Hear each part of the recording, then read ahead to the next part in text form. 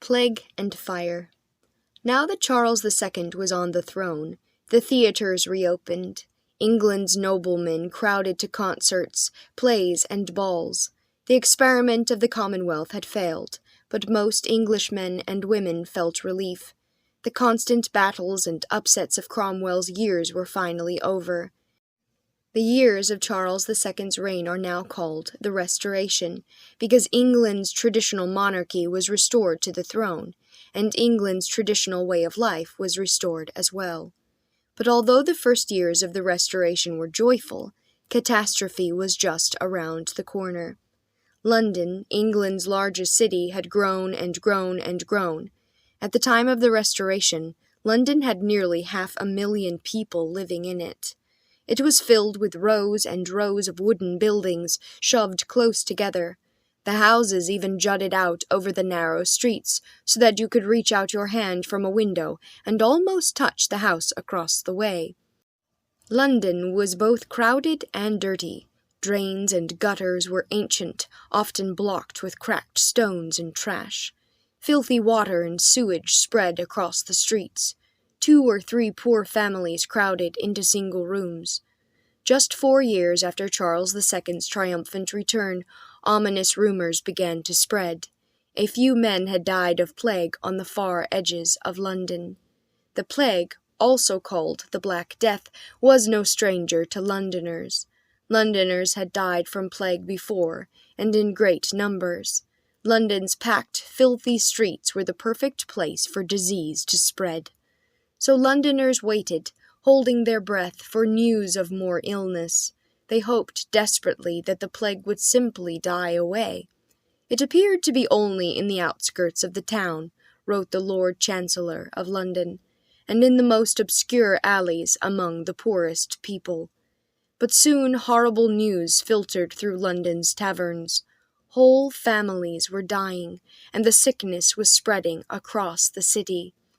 By Christmas, thousands of Londoners were dying every week. The plague raged on and on for months. By June of the following year, the sickness had spread into the city's center. Londoners tried to flee into the country, but villagers drove them away, terrified that they might bring plague with them. In London, few dared to venture from their houses. "Shops are shut in," wrote one Londoner.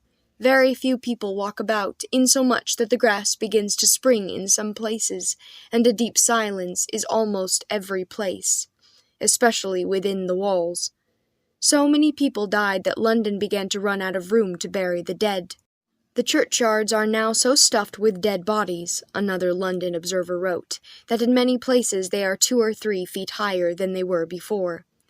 Men were hired to pull huge wagons called plague carts through the street shouting, "Bring out your dead," so that the bodies could be collected and dumped into huge pits.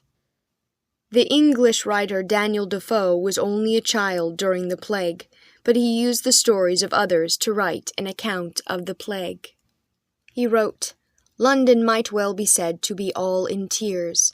The plague defied all medicines. The very physicians were seized with it, with their medicines in their mouths. There was scarce any passing by the streets, but that several dead bodies would be lying here and there upon the ground. Death reigned in every corner." The people of the 17th century didn't know that the plague was spread by the fleas who lived on rats. Indeed, they thought that animals made the plague worse, but the wrong animals. The mayor of London ordered all dogs and cats killed. That meant there were more rats, more fleas, and more plague. Samuel Pepys, an English aristocrat who kept a diary of these years, wrote, "Little noise was heard day or night but the tolling of funeral bells." Finally, the plague began to die away. It had raged for a year. Over 200,000 people had died, 2 out of every 5 people in London. But as Christmas drew near, shops began to reopen. People once again walked in London streets. Slowly, London was returning to normal. But less than 9 months later, another tragedy struck. Late one September evening, in the year 1666, the king's baker was stoking his fire for the night in his bakery in Pudding Lane. A coal fell out, unnoticed, and began to burn its way into a stack of brushwood nearby. The floor caught fire, and then the walls. The bakery dissolved into flames. The fire spread to the baker's house nearby. Soon the Lord Mayor of London himself was woken by his servants, and told that a fire was burning in London. True, only 2 houses were alight, but because London's wooden houses were so dry and close together, small fires could spread quickly. The Lord Mayor had been sound asleep, and he was cranky. He got grumpily into his coach and rattled down to Pudding Lane. He got out, walked down to the fire, and gazed at it. "Pish!" he said. "A woman could put that out." And he got back into his coach and ordered it back home. But barely had the Lord Mayor disappeared down Pudding Lane than the fire spread to the house next door, and then the house next to that. The summer had been dry, and the wind was blowing the flames along Pudding Lane. Some of the people in nearby houses collected their precious belongings and carried them to the stone church nearby, where they might be safe from flames.